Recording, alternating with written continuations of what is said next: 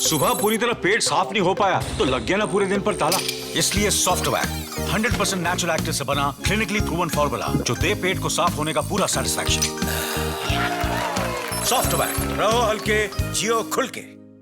सिर्फ भारत ही नहीं बल्कि दुनिया के 216 ऐसे देश हैं जो कि इस वक्त कोरोना वायरस की गिरफ्त में हैं। हर कोई ये चाहता है कि जल्द से जल्द वैक्सीन आए और हमें इस वायरस से छुटकारा मिल जाए।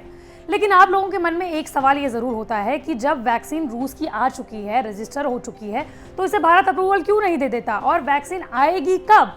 इसका जवाब दिया है आईसीएमआर ने। दरअसल Indian council of medical research के महानिदेशक बलराम भार्गव ने भी ये कह दिया है कि अगर कोरोना वायरस के खिलाफ कोई वैक्सीन बनती है और अगर वो प्रभावशाली सिर्फ 50% भी हुई तो उसे अप्रूवल दे दिया जाएगा।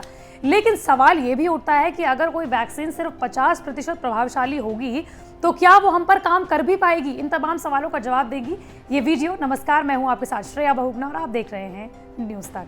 आईसीएमआर का ये कहना है कि जब भी कोई कोरोना वायरस की वैक्सीन बनेगी तो वो 50 से 70% तक ही प्रभावशाली होगी।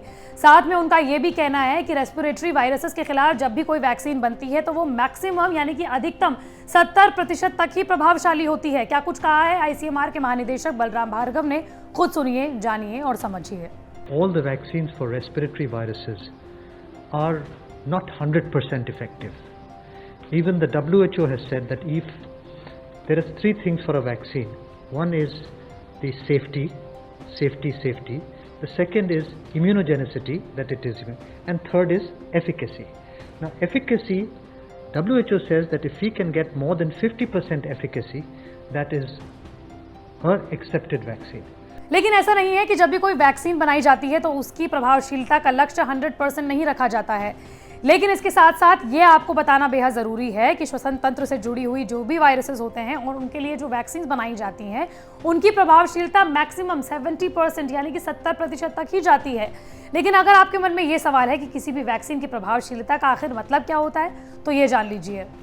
भारत के drug regulator central drugs and standard control organisation यानी कि सीडीएससीओ ने सुझाया है कि रिसर्चर्स किसी वैक्सीन कैंडिडेट की संक्रमण से बचाने की क्षमता भर ही ना देखें, वो ऐसी वैक्सीन चुने जो गंभीर इन्फेक्शन होने से रोके।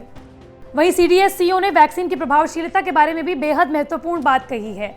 अगर आप ये नहीं जानते हैं कि सीडीएससीओ है क्या, तो आपको मैं ये बता दूं कि भारत में जितनी भी वैक्सीन रजिस्टर होती हैं उनको रजिस्टर कराने के लिए अप्रूवल सीडीएससीओ से ही लेना पड़ता है। सीडीएससीओ के ड्राफ्ट नोट में ये कहा गया है कि कोविड-19 यानी कि कोरोना के उन टीकों को अप्रूवल देने की योजना बनाई जा सकती है जो फेज 3 ट्रायल में कम से कम 50% लोगों पर असरदार साबित रही हो। अभी तक रेस में सबसे आगे चल रहे टीकों ने सबसे बेहतर नतीजे दिए हैं, खास तौर पर दूसरी डोज लगने के बाद। कोरोना काल के आने से पहले तक वैक्सीन के अप्रूवल के लिए बेहद कड़े नियम रखे गए थे, लेकिन जैसे जैसे कोरोना का प्रकोप बढ़ता जा रहा है वैसे में सरकारी संस्थाएं भी वैक्सीन को अप्रूवल देने में थोड़ी नरमी बरत रही हैं। श्वसन से जुड़ी यानी कि सांस लेने से जुड़ी बीमारियों की कोई भी वैक्सीन 100% प्रभावी नहीं रहती है। WHO भी ये कहता है कि वैक्सीन से कोई भी साइड इफेक्ट नहीं होने चाहिए और अगर वो शरीर की उस वायरस के खिलाफ रोग प्रतिरोधक क्षमता को बढ़ा देता है तो वैक्सीन कम प्रभावी भी हो तो चलेगा। ऑक्सफोर्ड यूनिवर्सिटी की वैक्सीन ने शुरुआती ट्रायल में उम्मीद जगाई है। वैक्सीन इम्यून रिस्पॉन्स ट्रिगर करने में सफल रही है। आईसीएमआर के अनुसार भारत में बनी वैक्सीन भी असरदार साबित हो सकती है क्योंकि उनका कंपोजिशन आसान है और सेफ्टी सुनिश्चित की गई है।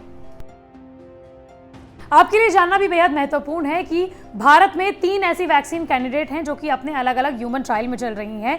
एक उनमें से एक विदेशी है और 2 उनमें से ऐसी हैं जो कि भारत में ही बन रही हैं, भारत में ही डेवलप हो रही हैं। जो बाहर विदेश से बन रही है वो है ऑक्सफोर्ड एस्ट्राजेनेका की वैक्सीन और जो भारत में बन रही हैं वो है बायोटेक और जाइडस कैडिला की वैक्सीन। मंडे टू फ्राइडे में इसी तरह की वीडियो आप तक लाती रहूंगी। अगर आप भी किसी टॉपिक के बारे में जानना चाहते हैं तो कमेंट बॉक्स पर जरूर बताएं।